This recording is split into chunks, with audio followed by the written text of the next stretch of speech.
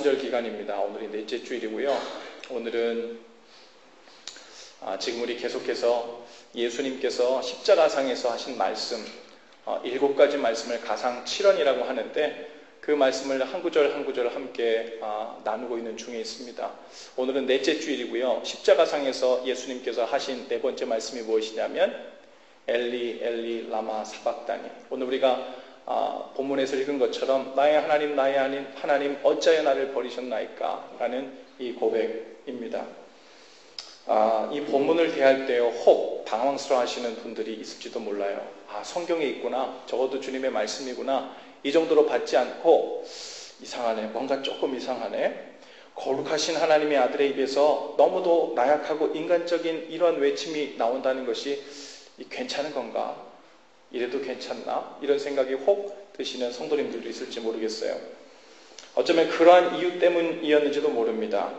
누가복음과 요한복음에서는 같은 이 십자가상의 이야기를 하면서도 이 본문 엘리 엘리 라마 사박단이라는 이 본문을 기록하고 있지 않습니다.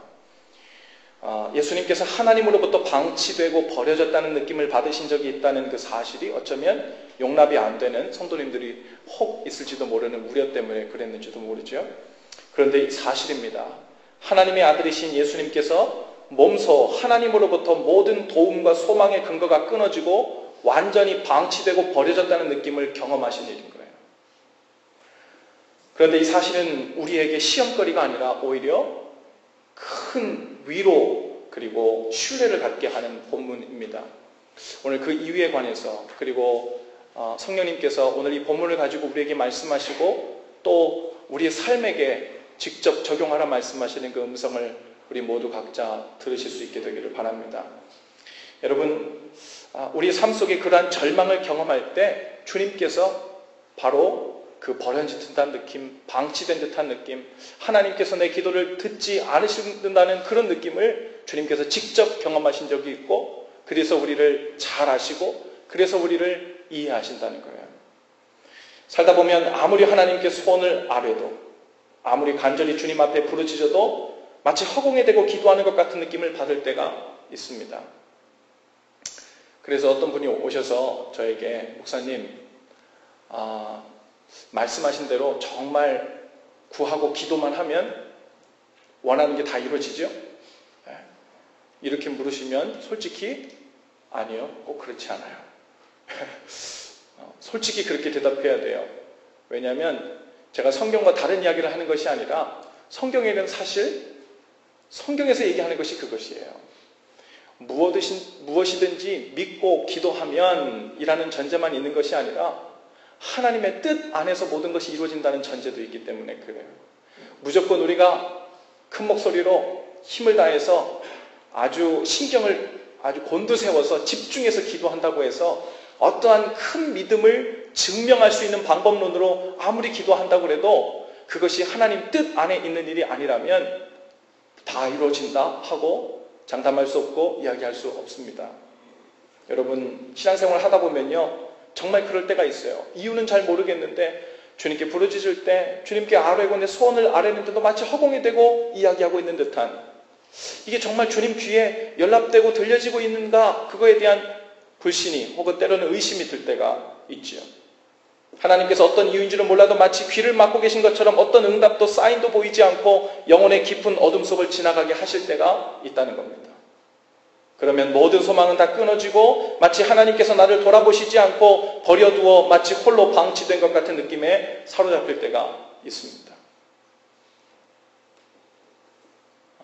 이러한 느낌을 받아보신 적이 없는 신앙인, 그런 믿음이 좋아서 그런 경험이 있는 것이 아닙니다. 왜냐하면 성경에 큰 믿음을 가졌다고 하는 대신앙인들의 삶에는 모두 이러한 경험이 다 있었어요. 9.11 사건의 비극을 여러분 기억하시죠? 그 많은 사람들이 멀쩡하게 출근을 해서 사고를 당하는 바람에 빌딩에서 미처 빠져나오지 못하고 죽어가던 그 생지옥과 같은 상황을 대할 때, 그리고 그것을 뉴스로 보고 TV로 보면서 빌딩에서 뛰어내리는 사람들을 우리가 보면서 우리는 마치 하나님으로부터 방치되고 버림받은 것 같은 느낌에 사로잡힐 수 있습니다. 쓰나미로 인해서 수만 명의 소중한 생명이 한순간에 죽어갈 때, 아니, 돼지떼도 아니고 소떼도 아니고 사람들이 저렇게 때로, 저렇게 많은 사람들이 수만 명이 한 번에 거침없이 고른 것도 아니고 저렇게 죽어가는 걸 볼 때 우리에게는 고민이 들기 시작합니다. 이를 어떻게 생각해야 되지? 하나님이 방치하시는 것인가? 버려진 사람들인가? 아이시스 같은 단체가 그리스도인들을 무참히 살해하는 장면을 볼 때 우리는 하나님으로부터 버려지고 방치된 느낌이 들 수 있어요.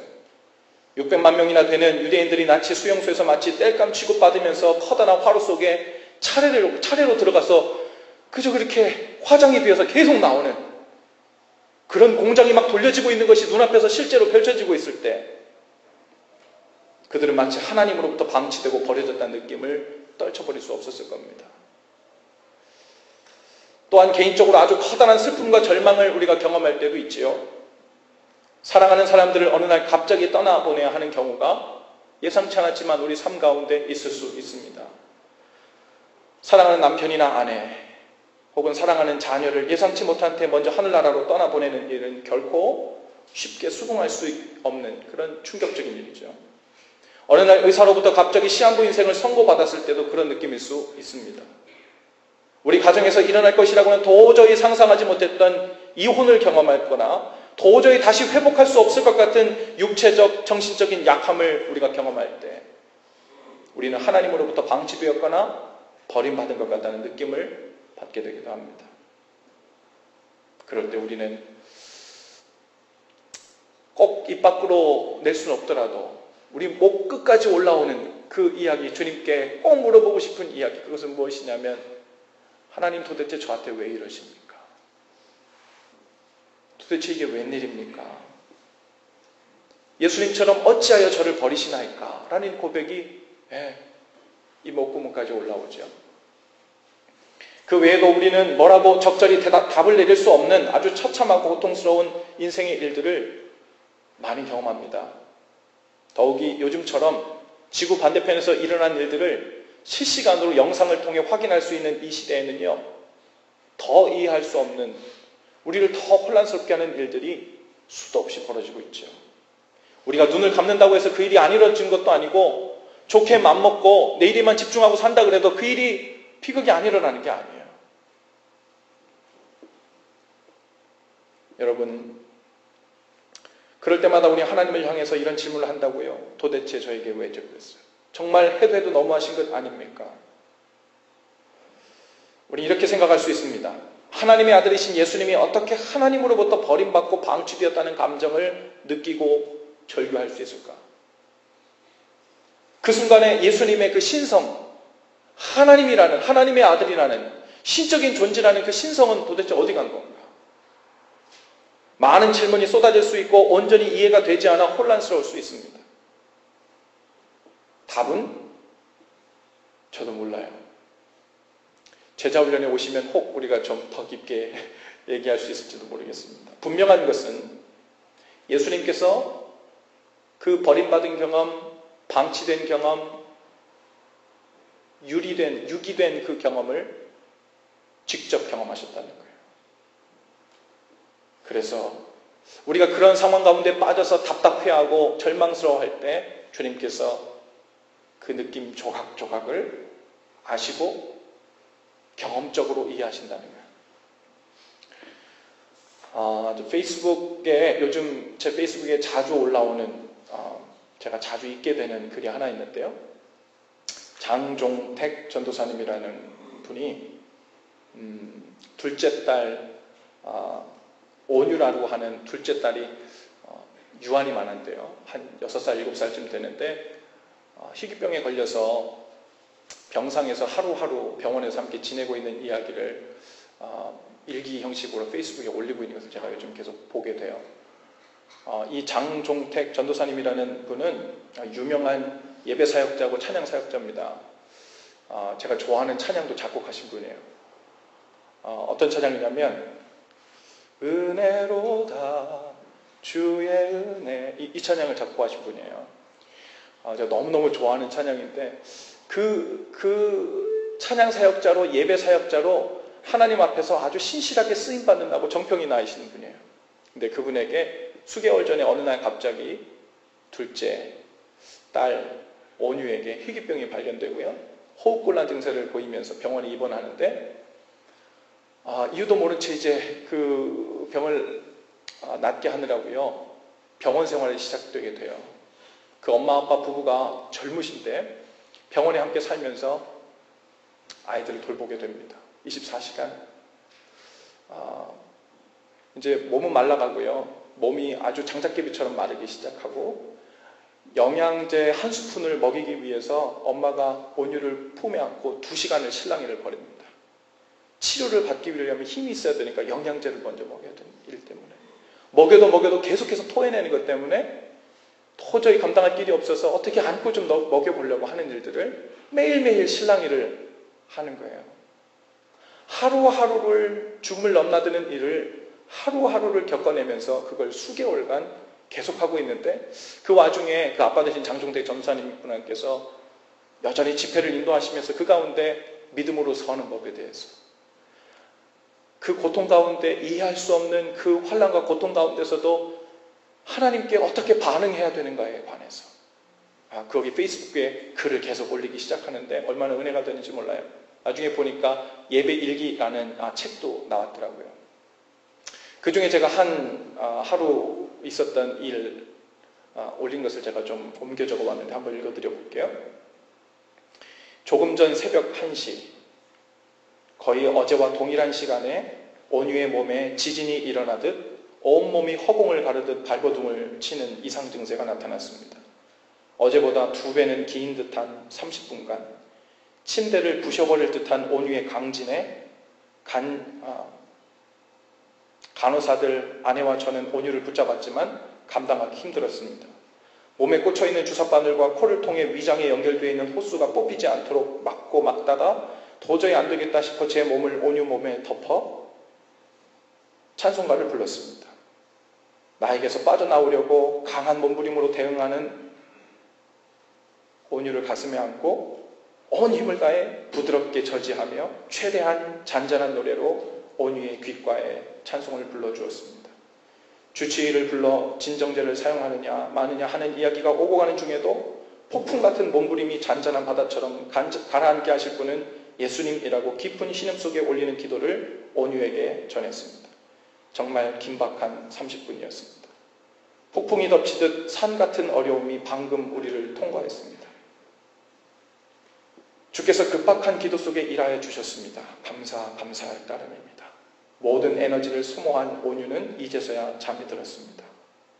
나아지는 듯 보이다가도 늘 발생하는 이러한 변수는 기도의 강도가 느슨해지지 않도록 저를 화들짝 깨웁니다. 이러한 일들이 발작이 하루에도 여러 번씩 언제 일어날지 모르는 것을 하루하루 견뎌내가고 그거를 감당해 나가면서 벌써 한 3개월째를 병원 생활을 함께 하면서 엄마 아빠가 교대하면서 아빠가 차라리 집회를 인도하러 나갈 때 되면 그 전에는 잠을 세이브하도록 서로 도와주고 신기한 건요 거기서 사진과 동영상도 막 찍어 올라오는데 병실이 얼마나 화기애애한지 몰라요. 엄마 아빠 얼굴에서 슬픈 모습을 물론 안 보이려고 애를 쓰겠지만 하나님을 붙들고 그 가운데도 하나님의 뜻이 있고 선하신 계획이 있을 것이라는 것을 온전히 붙들고 나가는 모습이 역력히 눈에 보이더라고요. 이러한 일들을 매일매일 겪으면서 하루는 이 장종택 전도사님이 이러한 기도문을 써서 올렸어요. 이렇게 큰 대가를 치르며 가지는 고통의 기간을 헛되이 보내지 않아야지 하며 주님 앞에 나갔다.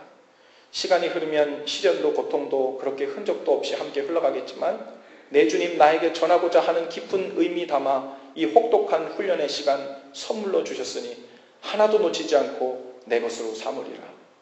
긴 새벽 온유와 보내고 오늘 새로운 의미로 가득 담긴 아침을 맞이한다.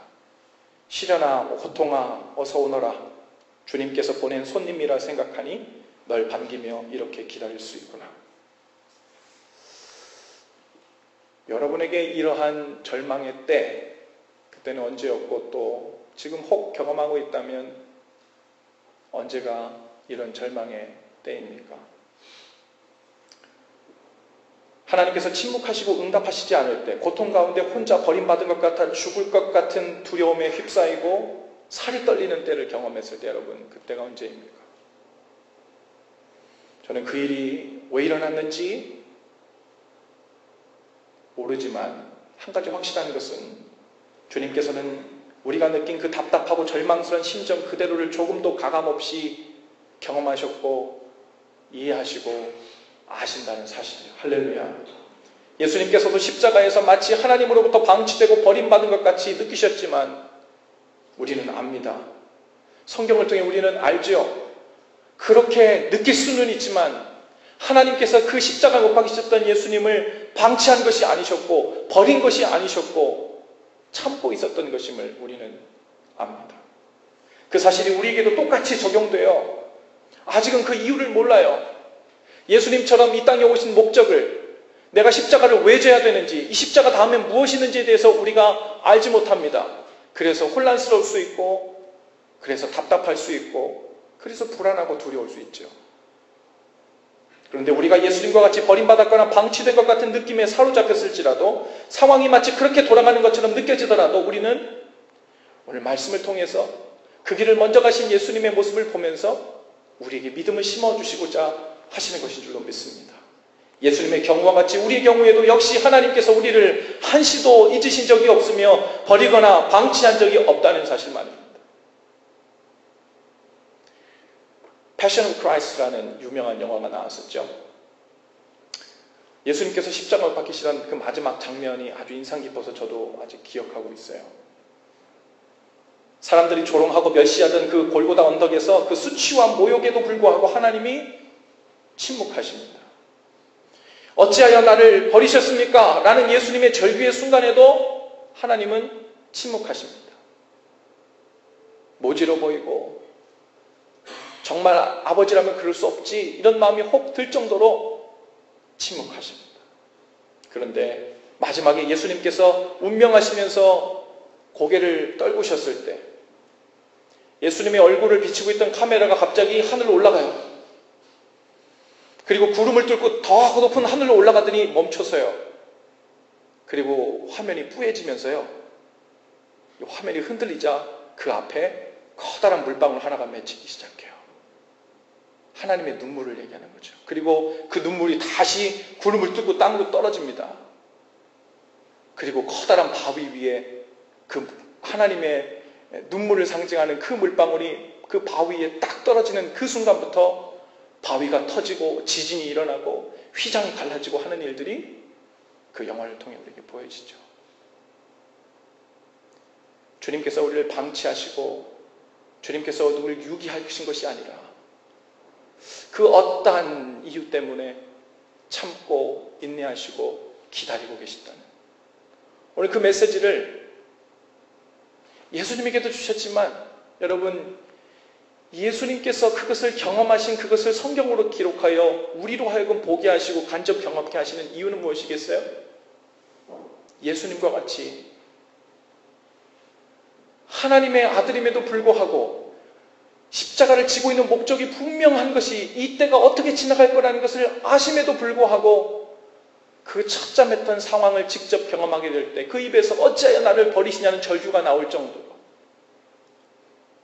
우리가 주님 앞에서 믿음으로 살아가지만 여전히 우리 삶 가운데 마치 우리가 십자가에 못 박혀서 손발이 꽁꽁 묶여서 앞뒤가 다 막혀서 도저히 옴짝달싹 하지 못하는 것 같은 그 상황에서 답답해하고 고통스러워하고 한숨 지을 때 예수님처럼 절규하면서 어찌하여 저를 버리셨습니까? 라고 말하고 고백하고 부르짖고 싶을 그 순간에 뭘 기억하라는 거예요? 예수님께서 당하신 그 순간을 기억하라는 거예요. 주님께서 하나님께서 예수님을 버리신 적이 없고 방치하신 적이 없고 기다리신 것이라는 거예요. 이해할 수 없는 고통의 시간이 지속된다고 해서 하나님이 우리를 버리시거나 방치하신 것이 아님을 분명히 믿고 또 받아들이는 저와 여러분들 되실 수 있기를 바랍니다. 예수님의 이 말씀 속에서요 또 한 가지 우리가 기억해야 할 것이 있습니다. 나의 하나님 어찌하여 나를 버리셨나이까? 여러분 이 말씀이요 예수님께서 직접 하나님께 올려주신 절교이기도 하지만요, 아마도 예수님은 그 순간에 예수님이 하나님께 올려보낸 이야기 동시에 시편 22편에서 다윗이 그 곤란한 상황에 처해서 하나님께 올려드렸던 이 기도물을 떠올리셨던 것 같아요. 그리고 그 말을 그대로 반복하십니다. 여러분 설교 노트에도 있는데요, 시편 22편 1절 2절이 바로 예수님께서 하신 말씀과 정확히 똑같은 구절이에요. 내 하나님이여 내 하나님이여 어찌 나를 버리셨나이까. 어찌 나를 멀리하여 돕지 아니하시오며 내 신음소리를 듣지 아니하시나이까. 내 하나님이여 내가 낮에도 부르짖고 밤에도 잠잠하지 아니하오나 응답하지 아니하시나이다. 이것은 이 절망의 때는 예수님만 경험한 것이 아니라 하나님의 마음과 합한 마음을 가지고 있었다고 하는 다윗도 경험했던 이야기예요. 똑같이 예수님처럼 고백했던 나의 하나님 어찌하여 나를 버리셨나이까 라고 고백한 다윗의 이 고백이 예수님의 입을 빌어서 똑같은 그 십자가상에서 철저한 방치와 철저한 외로움과 고독 가운데 빠지게 되었을 때 이 고백이 기도로 그 시편의 이 노래 구절이 예수님의 입을 통해서 다시 한번 반복되는 것을 우리가 보게 됩니다. 예수님의 처한 상황이 너무나도 공교롭게도 당시에 다윗이 처한 상황과 아주 흡사했기 때문에 그래요. 그런데요, 이해할 수 없는 것은 여러분, 이 다윗이 적들의 손에 있을 때 드렸던 기도라고 했는데 실제로 그런 일이 구체적으로 일어났다는 다른 성경의 묘사가 없어요. 그런데 이 시편 22편의 다른 구절들을 보면요, 마치 예수님께서 골고다 언덕에서 십자가 못 박혀 돌아가시는 장면을 눈앞에 두고 그것을 보면서 기록한 것 같은 아주 사실적인 묘사들이 시편 22편의 다윗의 시에 얼마나 여실하게 이것이 기록되어 있는지 몰라요. 7절 8절을 보면요, 나를 보는 자는 다 나를 비웃으며 입술을 삐죽거리며 머리를 흔들며 말하길 그가 여호와께 의탁하니 구원하실걸, 그를 기뻐하시니 건지실걸 하나이다. 16절에 개들이 나를 애워쌌으며 악한 무리가 나를 둘러 내 수족을 찔렀나이다. 18절에 내 겉옷을 나누며 속옷을 제비 뽑나이다. 성경에 어디에 다윗이 그 속옷과 또 겉옷을 빼앗겨서 제비 뽑았다는 기사가 어디에도 없어요. 이 다윗이 손과 발에 못이 박히거나 찔림을 받았다는 이야기가 없어요. 그런데 다윗이 지금 이 이야기를 시편 22편에서 쭉 이야기를 하고 있어요. 마치 장차 오실 메시아 예수님께서 십자가에서 달리실 그것을 미리 눈으로 보면서 기록하고 있는 듯한 필체를 우리가 보게 돼요. 예수님은 그 절망의 순간에 침묵하지 않으시고 이 시편 말씀을 가지고 기도를 올리신 거예요. 할렐루야. 보통 우리는 이러한 절망의 상황에 빠지면 뭐 합니까? 입을 다물죠. 하나님을 향해서 쉽게 실망합니다. 하나님 정말 실망이에요. 이러시기에요? 할 만큼 했잖아요. 기다릴 만큼 기다린 거 아니에요? 여기까지가 한계인 거 아시잖아요. 그리고 주님 앞에서 우리는 실망한 눈치를 보내죠. 더 이상 침묵하시는 하나님을 믿을 이유가 없다면서 등을 돌리는 경우도 있습니다. 그 중에서도 우리가 가장 많이 범하는 실수는 마치 하나님께서는 이제 존재하시지 않는다고 어깃장을 부리는 것처럼 입을 꼭 다물고 어떤 말도 하나님께 내뱉지 않는 거예요. 난 지금부터 단단히 삐져버릴 겁니다. 지금부터 저는 단단히 삐뚤어질 거예요. 두고 보세요. 웬만해서 제가 아무리 등을 툭툭 친다고 돌아오나? 이번 정말이거든요. 그러면서 입을 꼭 다물죠. 기도도 하지 않고 찬송도 하지 않습니다. 아니, 정확히 얘기하면 기도도 할 수 없고 찬송도 할 수 없죠. 이 안에 하나님을 향한 실망과 원망이 가득하기 때문에 그래요. 이해할 수 없는 이 상황을 어떻게 해야 될지 해결이 안 됐기 때문에 그래요. 어제 샘터 통화 모임을 했어요. 샘터 결혼한 부부들이 한자리에 모여가지고 자기소개만 했는데 배꼽이 빠질 뻔했어요. 레크레이션 순서도 있었는데 자기소개만 하고 끝냈어요. 자기소개 했는데 레크레이션을 한 2번쯤 한 것 같아요. 얼마나 울다 웃다 했는지 모르겠어요. 울다 웃다 한 이유 중에 하나는 이것입니다. 부부싸움 한 얘기들이 나오는데 어떻게 이렇게 양상이 똑같은지 멘트 하나까지 다 똑같아요. 짜고 자 흩어져 보여 이런 것 같아요. 다 짜고 멘트까지 짜고 그렇게 똑같은 멘트를 가지고 각자의 가정에서 똑같은 일이 벌어지고 있는 거죠. 그리고 그 안에서 아우 답답해 우리 집만 이렇지 이러면서 다 이러고 있는 거예요. 그 일들이 그런 게 아닌 것임을 다 모여서 확인한 자리가 되었기 때문에 야 다들 정말 어이가 없었죠. 그죠?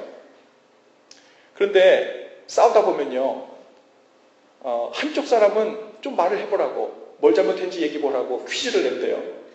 자꾸 퀴즈를 내 싸우다 말고 뭘 잘못했는지 얘기해보라고 못 맞추면 큰일 나는 거예요. 더 하는 거는 이제 퀴즈를 내가지고 못 맞추면 갑자기 장학 퀴즈 시간이 돼요. 싸우다 말고. 그런데 한쪽은 자꾸 말을 하기 싫은 거예요. 들어보니까 나는 아직 준비가 안 됐어. 내 마음에 정리가 안 돼서 난 말할 준비가 안 됐는데 자꾸 말을 지키고 말을 하라고 그러고 뭐 잘못했는지 얘기하라고 그러고 그러니까 양쪽이 지금 서로 안 맞는 거예요. 안 맞아도 너무 안 맞아 지금. 우리 속이 정리가 안 되면요.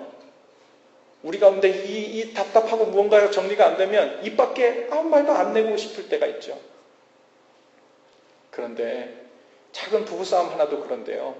내 존재 전체가 딱 흔들리고 살이 떨리는 듯한 하나님 앞에서 뼈가 녹아내릴 듯한 그 절망스럽고 긴장되는 그 상황 가운데 내가 몰려 들어갔을 때 이 일이 내 앞에서 벌어지고 있는 이유를 모르거나 일이 언제 끝날지 기약이 없거나 이 길의 끝이 무엇인지 알 수 없거나 도대체 무슨 일이 벌어지고 있는 건지 I have no idea 할 때 그럴 때 입을 닫아요.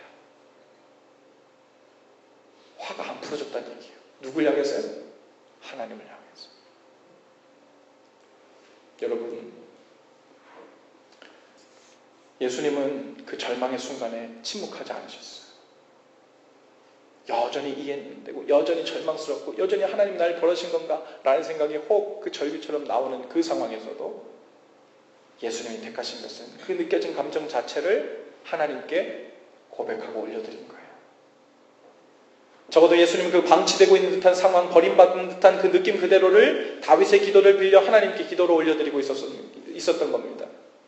하나님의 침묵에 대한 실망의 표현이라기보다는 하나님께 자신의 고통의 수위와 느끼는 감정의 모든 것을 있는 그대로 여실히 나타내고 보이신 거예요.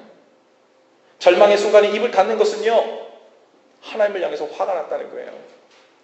하나님의 존재를 믿지 않기로 맘먹어 보겠다는 이야기죠. 그것이 무슨 종류의 느낌이든 설사 하나님으로부터 유기되고 방치된 것 같은 느낌을 받고 있다면 그 감정 그대로를 하나님께 올려드리는 기도를 멈추면 안 된다는 거예요.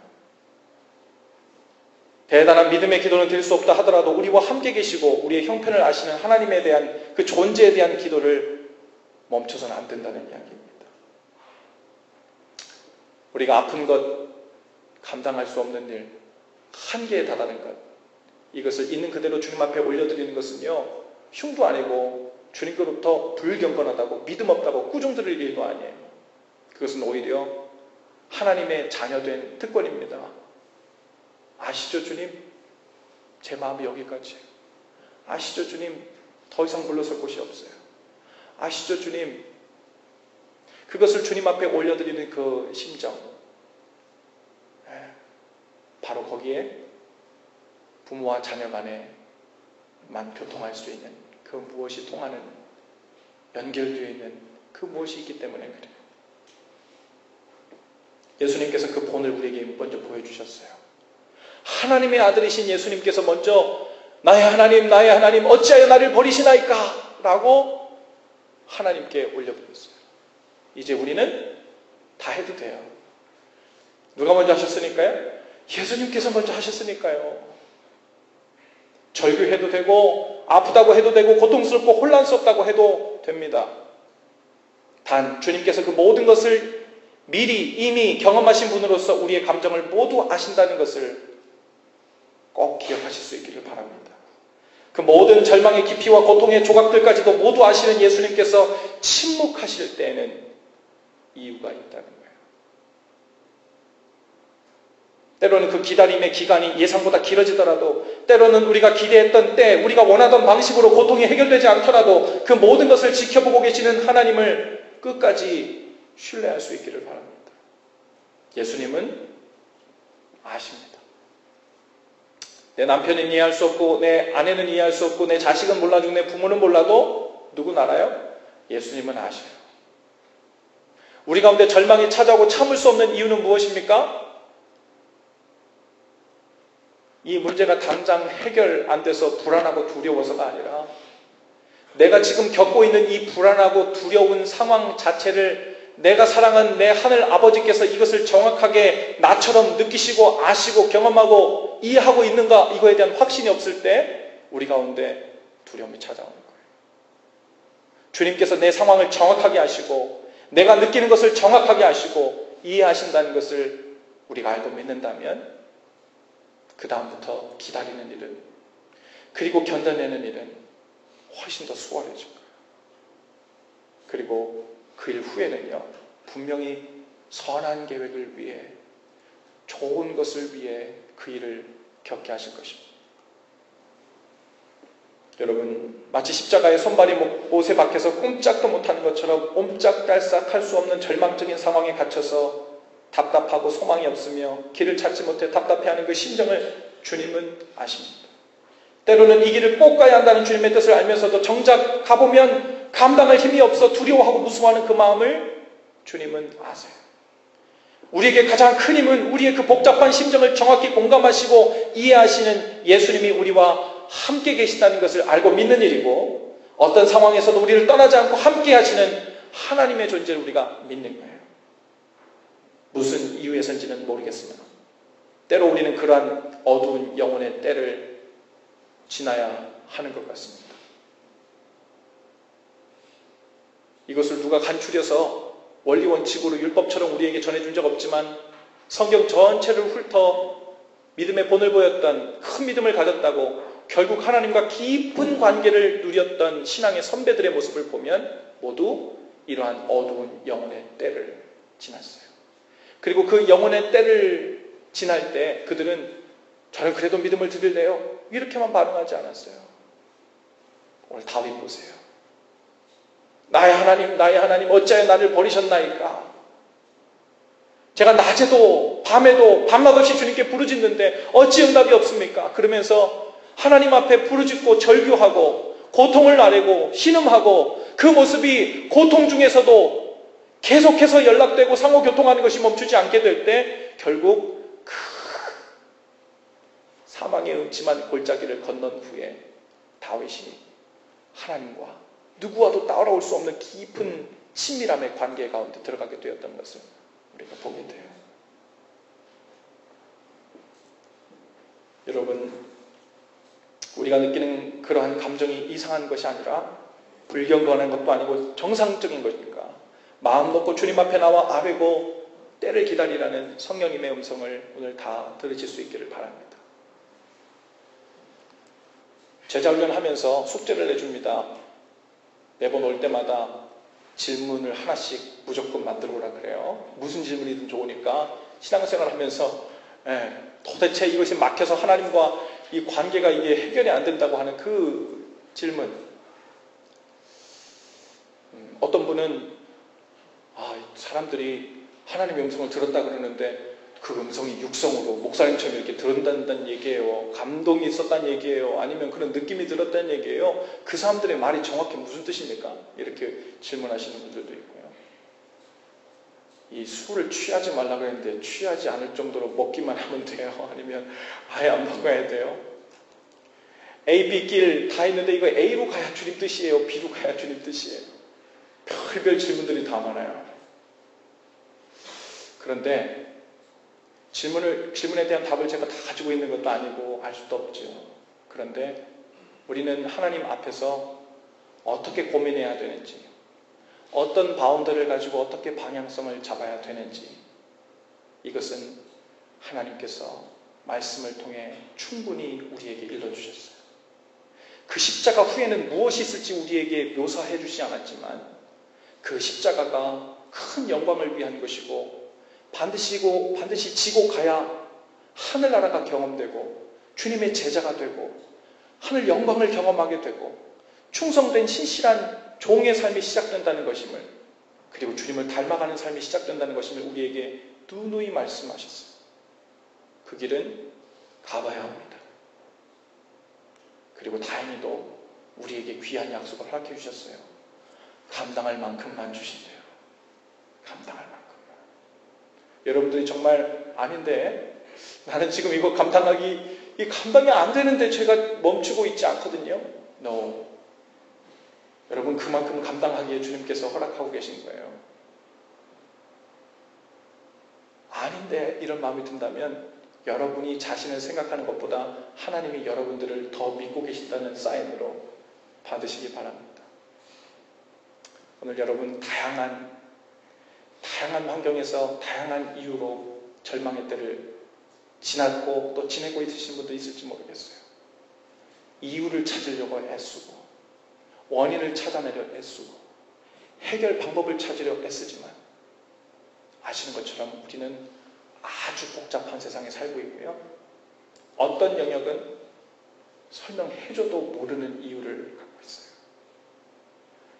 우리가 주님께 구할 것은 주님께서 충분히 나를 아시고 내 상황을 아시고 내 감정을 이해하신다는 것, 그리고 주님 명하신 때 동행하시는 주님을 신뢰함으로 그 손 꼭 붙들고 믿음으로 기쁨을 선택하여 걸어가는 길, 그걸 선택하는 것을 주님께서 우리에게 명하십니다. 그것으로 우리 믿음으로 반응하기 원하시는 분들, 이 시간 우리 자리에서 다 일어나셔서 우리 결단의 기도를 주님 앞에 함께 올려드리십시다. 여러분 가지고 있는 설교 노트에도 있고요, 앞에 스크린에도 있는데 우리 다 같이 좀 한 목소리로 주님 앞에 오늘 성령께서 주시는 음성을 정리하면서 제가 주님 앞에 이렇게 고백하고 이렇게 주님께 나가길 원한다고 우리 한 목소리 함께 기도하며 나가십시다. 주님, 저의 죄를 용서하옵소서. 저의 죄가 주님을 그렇게도 모질게 십자가에 못 박았습니다. 그리고 제 삶 속에 있는 모든 절망과 아픔의 작은 조각들까지도 온전히 이해하시는 주님 감사합니다. 우리도 주님처럼 때로는 혼란과 절망의 감정에 사로잡힐 수 있는 존재임을 이해해 주시니 감사합니다. 사망의 음침한 골짜기를 지나는 것 같은 인생의 때를 만났을 때에도 주님 손을 뿌리치지 않고 끝까지 동행할 수 있도록 믿음과 은혜를 더해 주옵소서. 예수님의 이름으로 기도합니다. 아멘. 오늘 이 시간 성령께서 또한 우리에게 사랑하는 아들아 내가 너를 잘 안다, 사랑하는 딸아 내가 너를 다 안다 말씀하고 계세요. 오늘 이 찬양을 좀 함께 올려드리시면서 저의 고백은 나를 다 아시고 이해하시는 주님을 사랑한다는 고백뿐입니다. 함께 고백하며 나가십시다. 사랑합니다 나의 예수님, 사랑합니다 아주 많이요, 사랑합니다 나의 예수님, 사랑합니다 그것뿐이에요. 사랑한다 아들아, 사랑한다 아들아 내가 너를 잘 아노라, 사랑한다 내 딸아